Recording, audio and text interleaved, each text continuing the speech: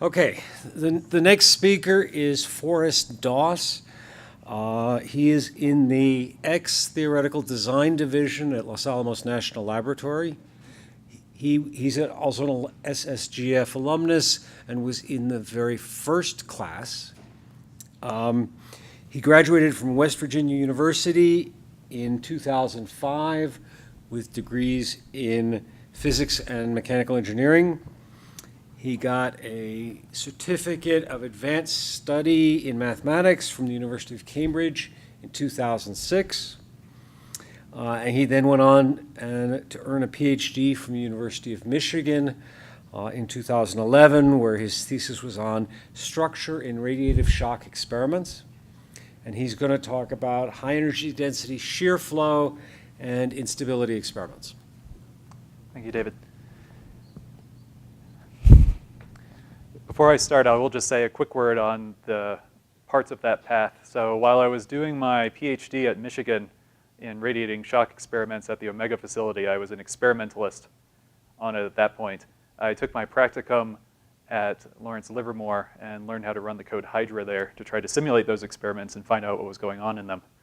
And I apparently like that more because now I've moved on to running the codes full-time, simulating the experiments, and being a lot less hands-on with them now that I'm at Los Alamos. So the quick outline that this talk will be following through, we'll talk about the motivation for studying these high energy density shear experiments and looking at them in the ICF fusion-relevant regimes. I am going to go through a brief discussion of the turbulence modeling that these shear experiments are interpreted in. It seems kind of baffling to a lot of people, but I think we can make it through it. Then I'll show a sketch of the experiment that we're doing on NIF to investigate these and go through the design of the experiment, also first at Omega, moving on to NIF and what we are seeing out of it as it's returning a lot of data right now. So shear instabilities have been studied for ages. They're arguably the most fundamental of fluid instabilities. And this is an experiment from the 80s of perfectly normal water experiment. So you have a flow coming in over the top, over a plate. You have a slower flow coming in on the bottom. And when they start to mix together, you get a shear instability, which is the Kelvin-Helmholtz instability, that mixes them and starts creating these big vortical billows as they roll over each other. It's like waves showing up on a lake as the wind blows over it. And if you look at these vortices from the top down, so looking down through vertically you see these stripes which are appearing. And so these are, again, these cores of the vortices which are running in and out of the board in the top image. And as time goes on, they start interacting with each other and developing toward three-dimensional turbulence and mixing things up. So Matt just went through an introduction to ICF, and so this is some kind of imploding thing. It started off big, a sphere or a cylinder. It's imploded down, and you're trying to burn your ICF capsule in here.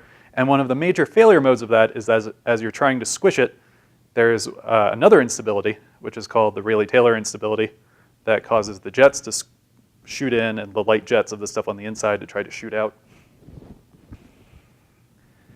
This has been studied in extreme detail in ICF because it is one of the dominant death mechanisms of trying to do an ICF experiment. But as you go from just having this one big jet that's coming out, you once again here in the center, where the jet is moving, you have this shear flow between the two different materials.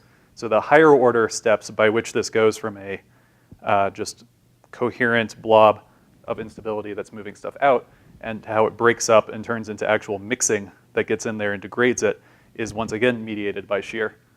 Similarly, if your capsule is imploding and it's not imploding perfectly to the center, but is imploding off to the side somewhat, you'll also get shear flows induced inside of there.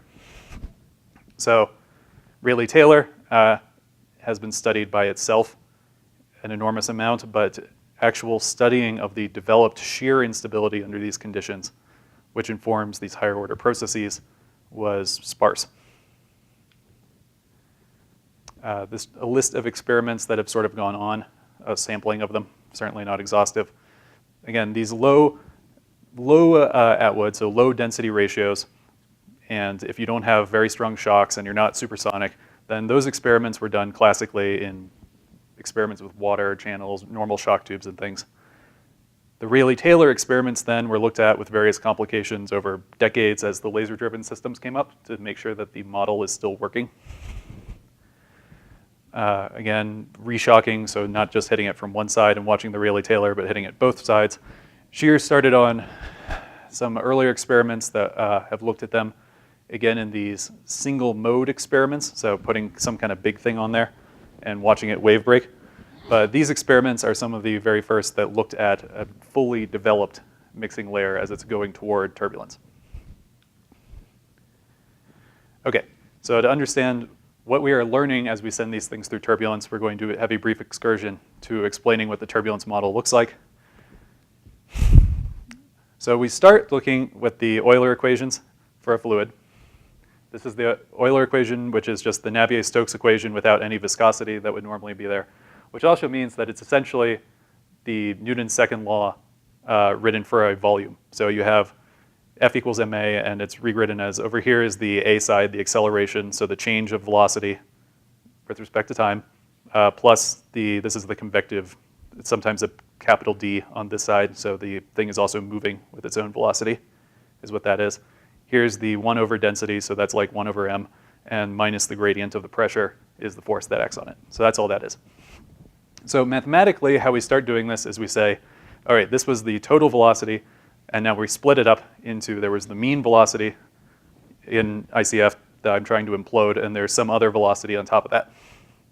So you split that everywhere, and all of these turn into two terms instead of just one for the big mean variable and the little fluctuating variable with the prime.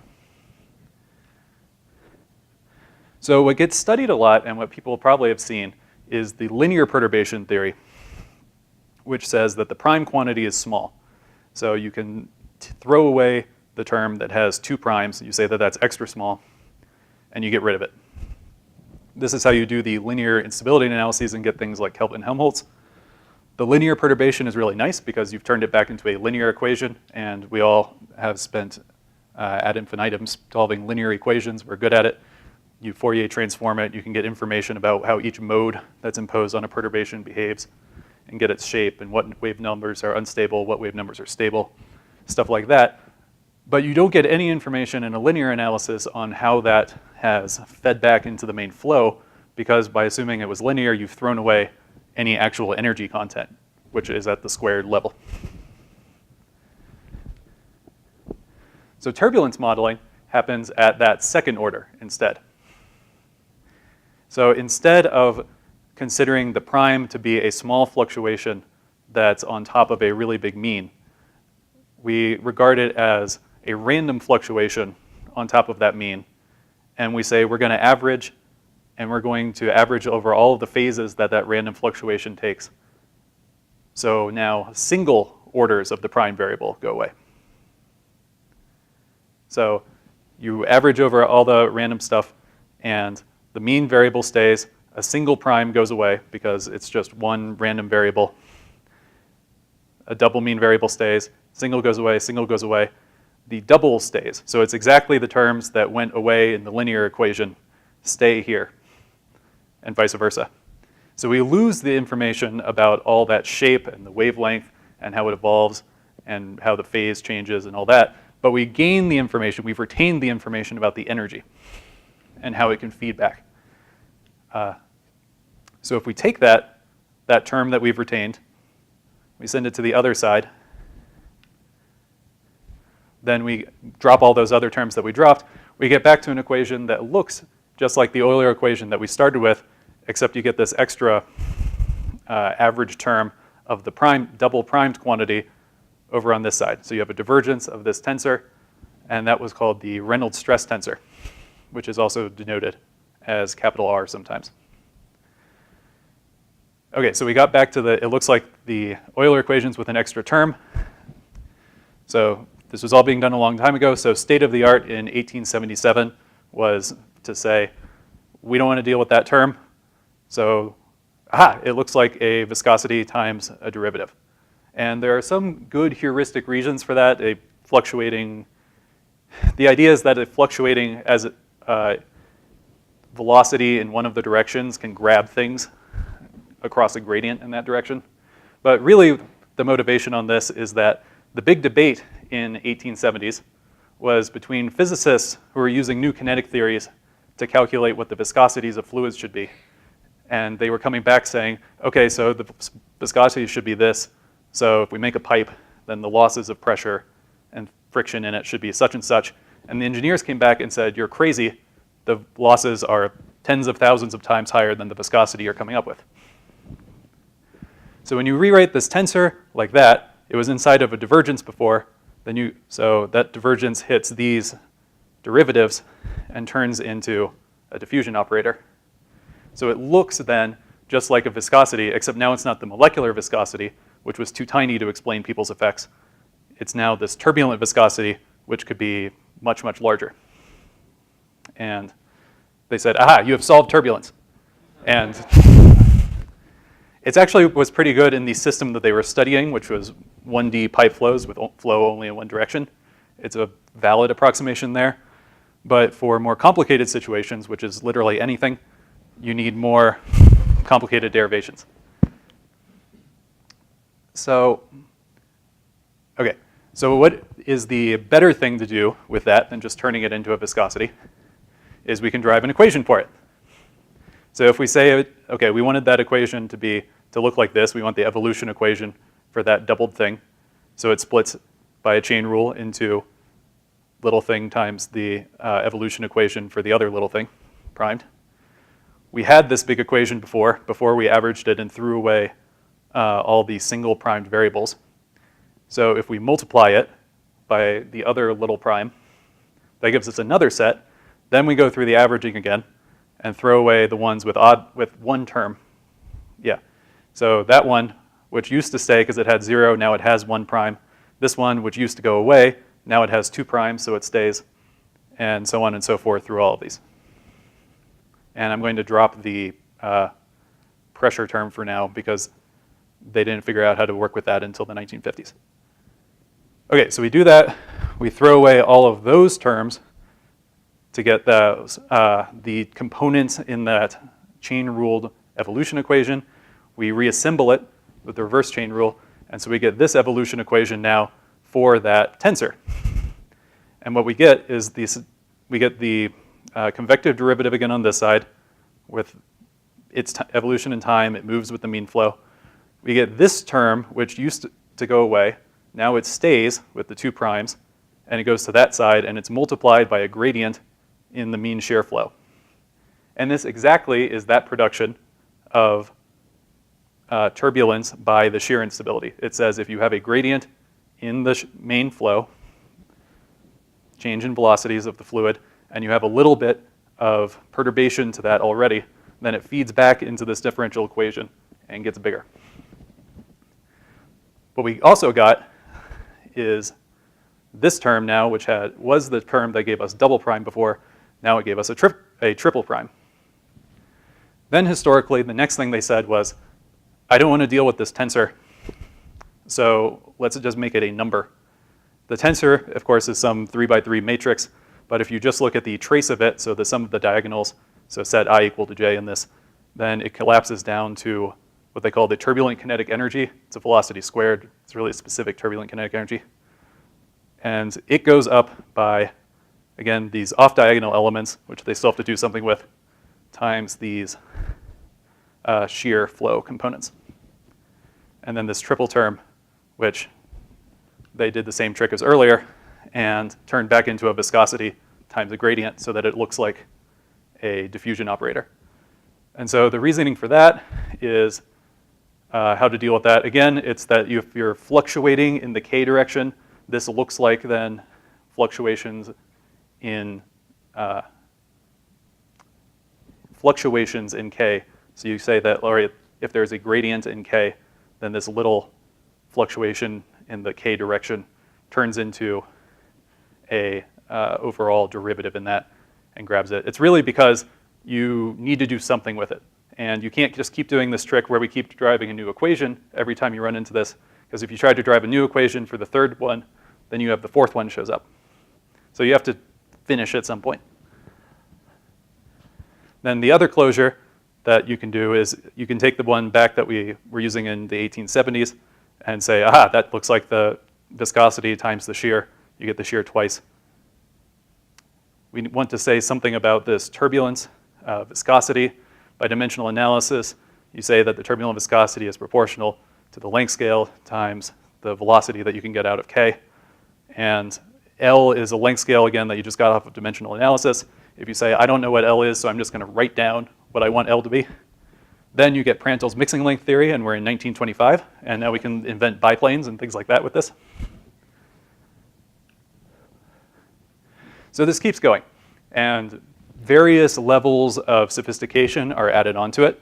If you don't just say, like, all right, this is what L is, and you try to write down equations for it, then you get dissipation into the system, which by Kolmogov's theories in the 1940s is the same thing. So that was done by Frank Harlow and Nakayama in the 1960s. If you don't throw away that pressure term like we did earlier, then in the 1950s they figured out how to work with that. If you don't say, I'm just going to work with this variable k, but you write equations for the whole tensor, then Launder, Rees, and Rodi did that in the 1970s. But the big thing that the labs have looked at in order to get that Rayleigh-Taylor stuff during the ICF implosions is that if you not only are perturbing the velocity u into u plus u prime, you also take the rho, the density, and you say this can be a variable. I have two materials, one heavy, one light. So you have a rho, and it turns into a rho bar plus a rho prime. So now you need to close everything at the second order, not just a u prime, you need a rho prime, and a u prime, rho prime. So your model just went from one variable to a big set. So that was done, and it looks like this. It's gigantic. But the point is that you still have this kinetic energy term. Here's that shear production term that we derived before. This is that second order term that links to the dissipation that got added.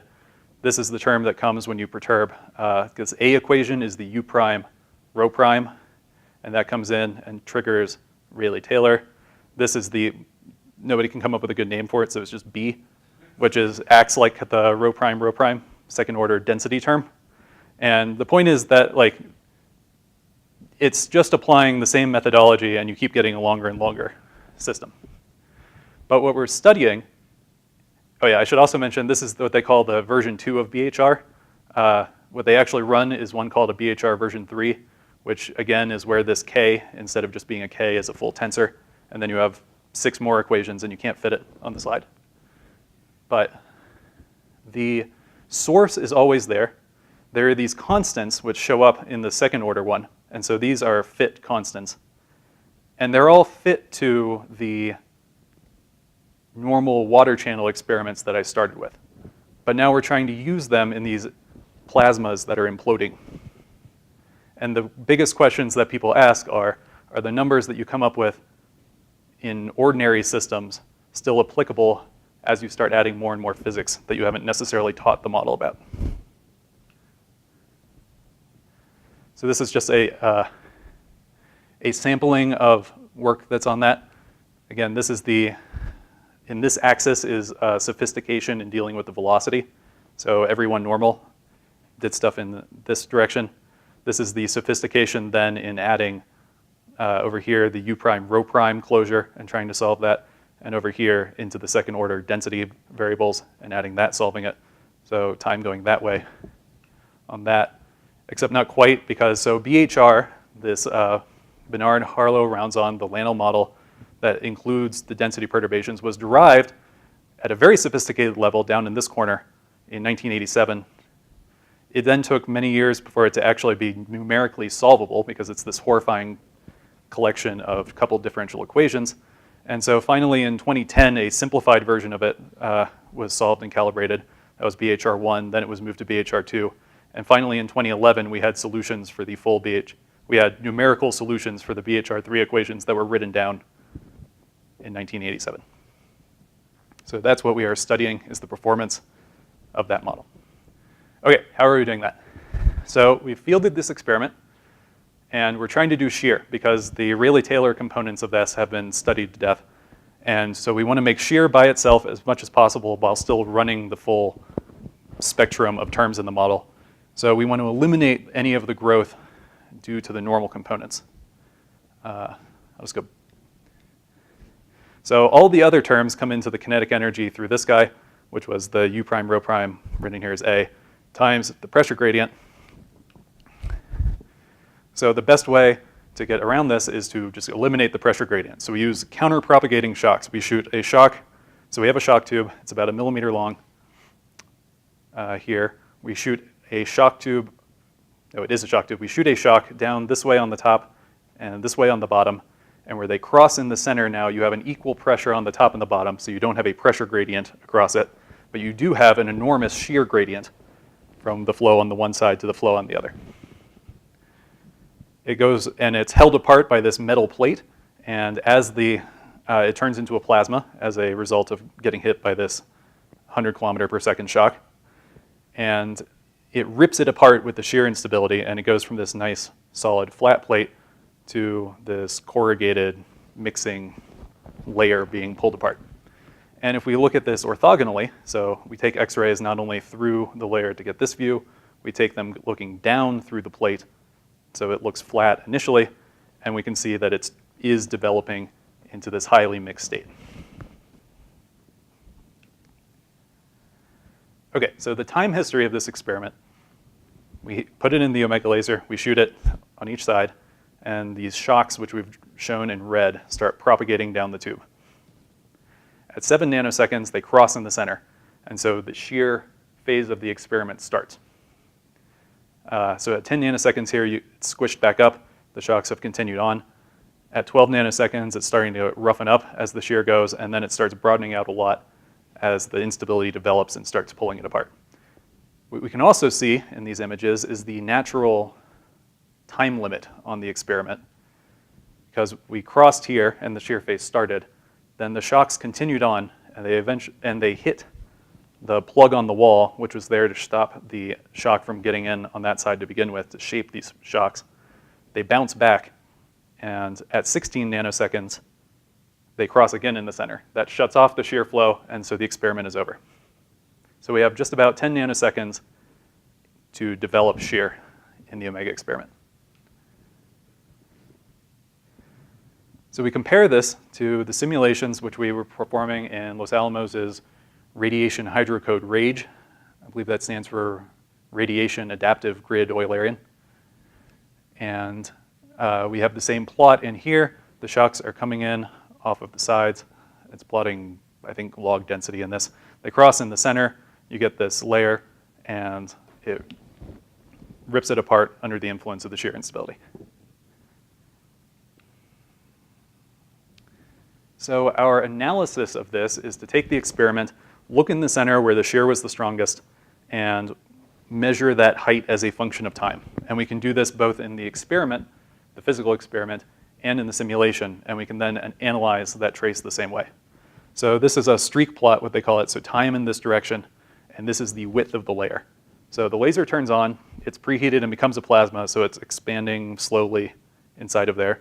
The shocks come in the center and it rattles around a little bit, and then it takes off, growing. So the full dark color and the black line are the simulation, because I have that for every time. And then these points are tracking with the same algorithm the height of the layer as seen as it evolves in the experiment. This is running RAGE with that BHR mix model on that has all the effects of instabilities. They can rip it out like this. If we turn that model off and just run it as a pure fluid, then it begins the same way. It's growing out during the preheat. Then when the shocks come, it recompresses, rattles around, and then it just sits there. Because we've balanced the shocks on both sides. It doesn't have a pressure gradient to move it or expand it as it's starting to move. For the duration of the experiment, if it can't move by turbulence, it doesn't do anything, and it just sits there.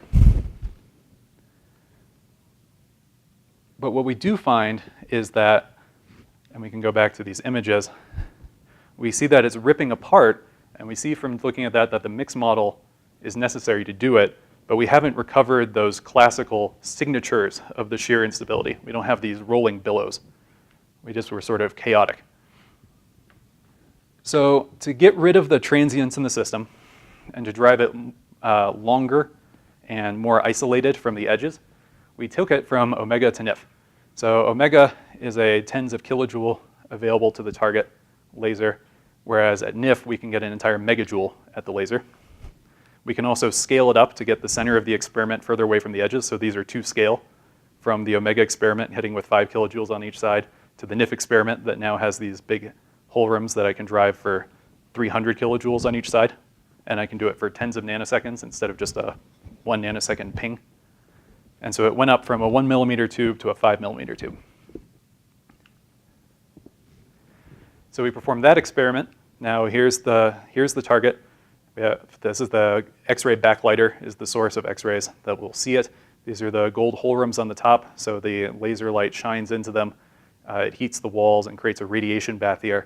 That continuously drives a shock down the tube. So here it is coming down from the top. Here it is coming up from the bottom. They cross in the center, and again, this layer starts growing. We collect an entire time sequence of that from beginning of time to late in time. So the shocks cross about 19-ish nanoseconds, and then as it slowly starts to expand under the instability, we can take time out to around 35 nanoseconds before the shock tube itself blows apart. You can see it expanding on the walls here. That started off further in. And what we are able to do, we see when we perform this, is that we stabilize that shear instability and we recover the classical flow structures that we saw back in the water experiments. So whereas at omega, we got from that looking down view, it just turned into these confusing filaments that are a mess. At NIF, they reorganized themselves into what we saw before, that was coherent vortices that typify the Kelvin-Helmholtz instability. So here's the edge view at late time at 35 nanoseconds. And one can imagine seeing those rollers inside of here. But definitely when you flip over to the orthogonal view, again, they're very clear vertical lines that are running from one end of the shear layer all the way back to the other. And that is parallel with these roller shapes and these vertical stripes that appeared back in the classical shear layers. So beyond merely being satisfying that it really is shear that seems to be ripping these apart, by comparison to these classical shear layers that were studied in extraordinary detail, now that these features are appearing in the data at NIF, we can bring a suite of analysis that was developed for these shapes in the classical experiments to look at it in the HED experiments. So one example of that is this higher order structure now. Inside from one end of the other, you have the big filaments that were running from one side to the other, and then there's these little zigzags between them. So these were studied a lot. We can tell that it's some form of higher secondary perturbation, which is what leads it, we saw before in the water channel experiments, toward becoming a three-dimensional turbulent mixing layer. So we can take the line outs in that direction, we can look at it, and we can see that there is some form of fluctuation inside of there. We are working actively right now on trying to get one of those variables, the rho prime, so this should be a density variance, how much it's fluctuating out of that. But one thing that we can do immediately is compare that to those zigzags that show up in the classical water channel experiments. What we can do is, and again, like I said, these were studied in extraordinary detail, so that zigzag instability was noticed back in those 1980 experiments in water. There were early explanations on that as part of the Windmill instability, which is kind of a general class of vortex filaments seeing each other and then going unstable in their third dimension. That was refined over several decades of thinking into that, yes, when you put two filaments next to each other, so again, in this situation, that's being played as by those coherent vortices running from front to back. from the Kelvin-Helmholtz instability. But in general, you put these filaments next to each other, they go unstable, and they start kinking up. And the wavelength which they do that and kink up comes from the size of the viscous core at the center of those vortices. So there's in a vortex, there's a large part that is swirling, and there's a center part where viscosity takes over and the profile changes. That means that this wavelength that we were measuring, looking at those fluctuations, tells us something about the viscosity that is able to make that core size. If we look at that, we measure what we see, and we see that in order to get the viscosity that we need something like 40 micron squared per nanosecond. And then we go and we ask Brzezinski, you have a formula, what should the viscosity be in a plasma? Plasmas are not generally thought of as very viscous, thick, syrupy things. So we ask that, we get a number, and it's tiny. It's 80,000 times smaller than it needs to be to get this vorticity that's necessary to show this result. This means that we're exactly back where we were in 1870 looking at the pipe. We have the physical plasma viscosity is tiny compared to the vorticity that we see is necessary to explain the features in the flow. We look at that and we say, aha, what if that's a turbulent viscosity that's doing it? And then we can say, if it is a turbulent viscosity, then it's consistent with a turbulent kinetic energy, that K number of 10 to the 12 centimeters squared per second squared. When we look at that number, so that's a huge number. 10 to the 12 centimeters squared per second squared is something like 1 million times the turbulence energies observed in those traditional water experiments. But you can scale that with the natural time scale of that system, divided by the velocity that drove that instability. And if one does that, you can put everything on the same plot. So this is a plot of the normalized turbulent kinetic energy, that K divided by the big delta U squared. So the speed of those two flows is the delta U of the system. This green point is an ensemble of about 40 normal classical experiments, and so they live there. Then what these are curves that as the density ratio between materials gets higher, you expect it to start becoming less efficient at converting that energy, just because it's a heavier material. The light material needs to push the heavy material. So you have a curve that falls off as the Atwood number, that density ratio, increases. And then you have another set of curves where it falls off as you go supersonic, because for various technical reasons that also decreases the efficiency of being able to convert the flow energy to the turbulent kinetic energy. And so even though this is an enormous number, which is millions to billions of times higher than conventional facilities, when you redivide by the overall density of the energy density of the experiment and these flow speeds, it falls onto the same plot into a reasonable area. So these are the classical experiments in green.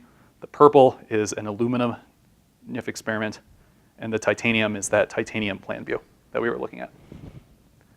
So quantitatively, it comes together also that this has triggered the same fluid instability. Okay, so how does the model actually do in all of this? This is the titanium curve. This is looking at the edge, again, like the plots that we saw earlier at omega, as a function of time in the x-axis and the layer width in the vertical direction. So the solid curve is the simulation, and it's sitting here heating under preheat. The shocks cross back at 17 nanoseconds, and then it takes off and follows it. The line on the top is RAGE running with the BHR model turned on with a particular initialization for that model, which is this S0 of 5 microns at the top. Then the green line underneath here is if you shut off the mixed model and it just rattles around by itself under the shock hits it, but it does not grow. So we see both that it is visually dominated by shear and quantitatively consistent with the model, ripping it apart using shear. So once we get past that, we can look at varying the experiment, which we've done. One thing that we've done is change the roughness of those initial layers to try to make it more turbulent. So targets with intentionally amplified roughness, which was taking, it's actually fascinating what they came up with to do this. They took metal blocks sandblasted them until they had a roughness, and then smashed the layers until they got up to the roughness that's desired. So we did these shots, and you can see visually, again, this is a smooth layer looking through it before it's been shot or anything, and this is the roughened one, and there's a lot more structure already in there. So we do a complete time sequence on that, and we can see that we disrupt that shear flow. So here's the time sequence of the shocks cross around 17, 18 nanoseconds again, and it grows out and diffuses and does become this relatively very thick layer, but it no longer has those roller structures, and now has this more diffuse characteristic inside of there. And so the working hypothesis is that by seeding all of this three-dimensional roughness, by banging it up ahead of time, we've encouraged its transition toward fully three-dimensional mixing layer state here. These are two sets. These were with copper layers. So we varied the density. We varied the materials. We saw aluminum and titanium earlier. We've also shot copper, which is the densest of them, and vanadium, which is intermediate in density. So here are two sets of smooth copper at the bottom and roughened copper, which is running up high.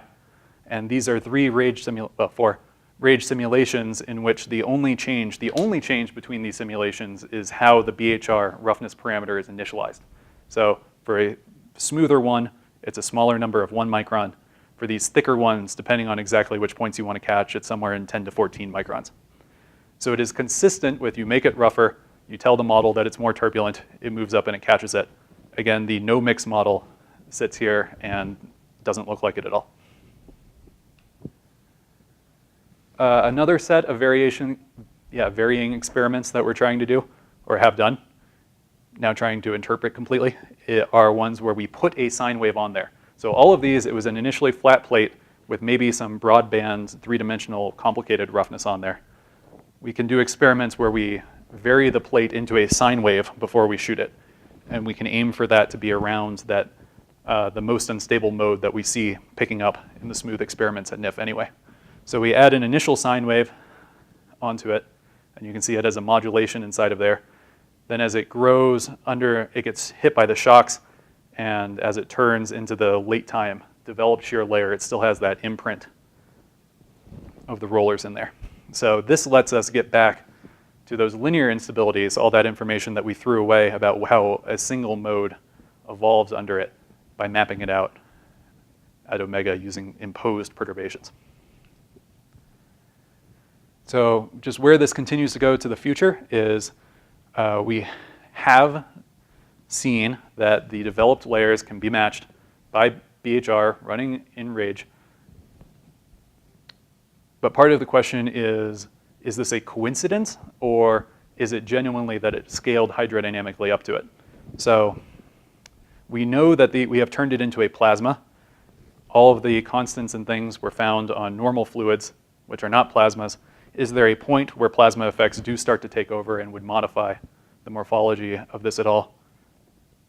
Also, we are inferring, when I went through the chain of inference to get to the turbulent kinetic energy that's believed or inferred then to be in this system, that was a pretty long chain. It would be nice to take some sort of measurement that directly sees the small scale structures. The radiography at the facilities is challenging with that, but there are upcoming diagnostics like forms of X-ray microscopy that could be able to see some of those small scales directly. And the last one is kind of how are the initial conditions treated? We're able to find post-shot a initial parameter, that length scale, that matched each of the evolutions. And we're able to see that it scales with the roughness. But are we at a point where we could guess before we shot it what that number would have to be? That remains to be seen as we dig into the data. So that brings us up to the state of the present. And so with that, I'll take any questions. Thank you.